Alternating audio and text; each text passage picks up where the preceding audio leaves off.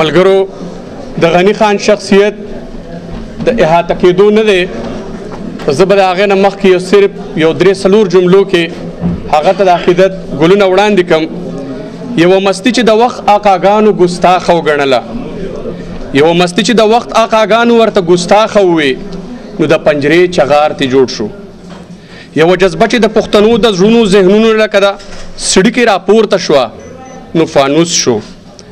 یوه نشه چې د خوده ووته او خودي ترې جوړه شوه، نو د جیندي د چپو شور شو.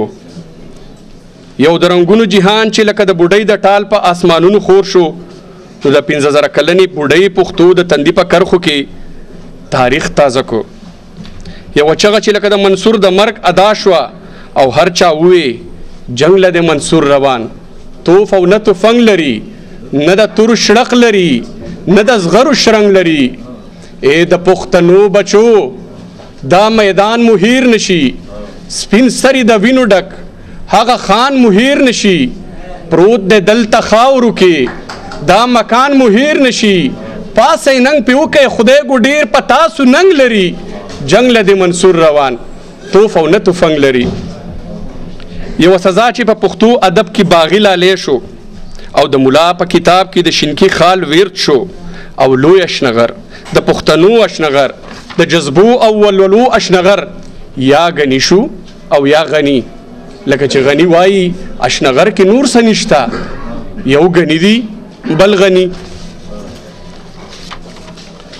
زه به د غني خان د همدې شعر نه شروعات وکړم چې زه په دې په هغې نه یم، زه په دې په هغې نه یم چې مسجد که بتخانه ده، چې جانان پکې اوسیږي بس هغه زما کعبه ده. د مذهب بنیاد پرستو د انسان خونریزي بند کوي، د مذهب بنیاد پرستو د انسان خونریزي بند کوي. لوی مذهب انسانیت دی، محبت لویه سجده ده.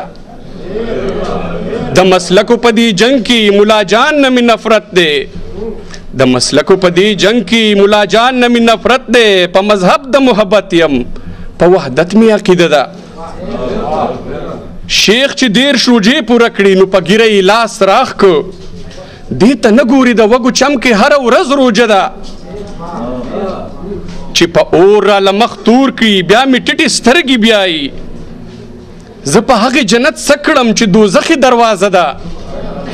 ستا د حورو د دنیا نه یوه بله دنیا هم شته، ستا د حورو د دنیا نه یوه بله دنیا هم شته. لیوني ته یوه پیغله جونه ناسته بې اثره ده. ملګرو زه د مقالې دپاره رابولم هارون رشید صاحب.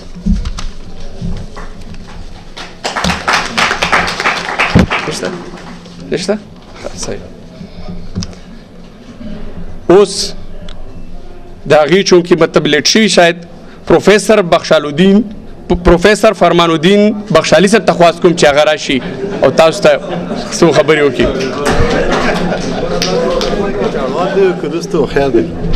اعوذ بالله من الشیطان الرجیم بسم الله الرحمن الرحیم نحمده ونصلی علی رسول الکریم اما بعد.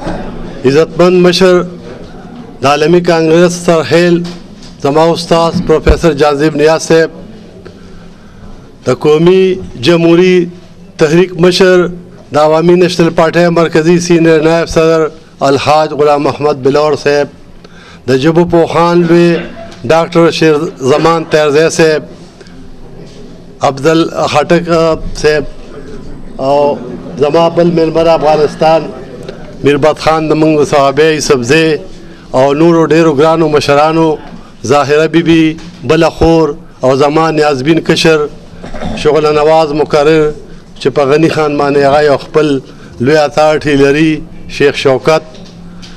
د غني خان په باره کې زه 2-3 خبرې کوم، ډېر نه کوم ځکه چې دلته لوی پوهان ناست دي. او د دې یو شعر به ووایم: د ارچا نه شعور زیات ته پښتنو کې، د ارچا نه شعور زیات ته پښتنو کې، د ادب مقاب ځلیږي په پښتو کې. هر شاعر د پښتو ژبې علامه دی، هر شاعر د پښتو ژبې علامه دی، خو یو غني نه پیدا کیږي په اردو کې.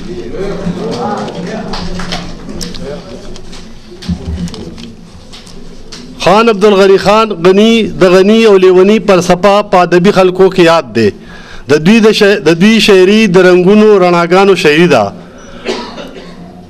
په دې کې د مستۍ او خمار خبرې دي، په دې کې د ژوند غزونې دي او د دوی په شاعرۍ کې د ښکلاګانو او ښایست زړه راښکونکي عکسونه دي.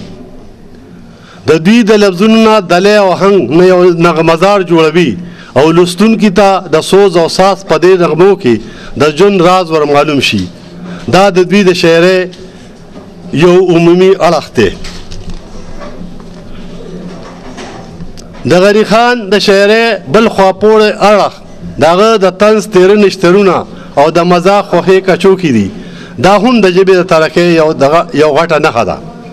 غني خان هم د دې معاشرې یو فرد دی او هغه د پښتنو ښه او خراب، د دوی طبیعتونه او مزاجونه، د دوی د ژوند جواک لارې په ښه انداز سره معلوم دي او دوی په دې ښه پوهېږي چې د دوی په یو سترګه کې ژړا او په بله کې د خندا کیفیت څنګه جوړېدی شي او د دې پر د عمل کې د ژوند به څنګه د خوشحالو او مزو شي او هغه ټول خراب عوامل او نامناسب رویه به څنګه د منځه یوړی شي چې پښتانه او د ټولې نړۍ انسانان د هغه سپېڅلي نوم جوګه شي چې په کوم دین منزلي شي او هغه اشرف المخلوقات دی. او په دې نقطه د غني خان د مختلفو کردارونو د سازولو آغاز کړی دی. په ساده باده او اسانه الفاظو کې په ډېر ښکلي او زړه راښکونکي انداز کې د کار خبرې کړي دي. په نثر کې د ګډې وړې د سرحد لاندې په پښتون رساله کې داسې د کار خبرې لیکلي دي چې د افلاطون د عقل ډکې خبرې ورته لوګې شه، لکه خان لالا، مولا، لیډر او داسې نور.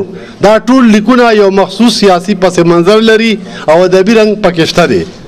د غني خان شاعري غټ کمال دا دی چې لوړ تخیل په ساده او روانو ټکو کې په داسې ښکلې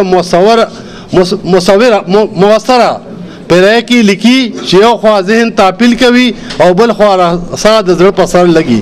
او دا د شاعرۍ لوړ مقام دی چې شاعر د خپل ژوند ګیر چاپیره وړې وړې موضوعګان راواخلي او د تخیل په زور او د الفاظو په چوس بندش ورته هغه سره لوړتیا وروبخي چې لوستونکي په لوستو د وخت نارې وبخي.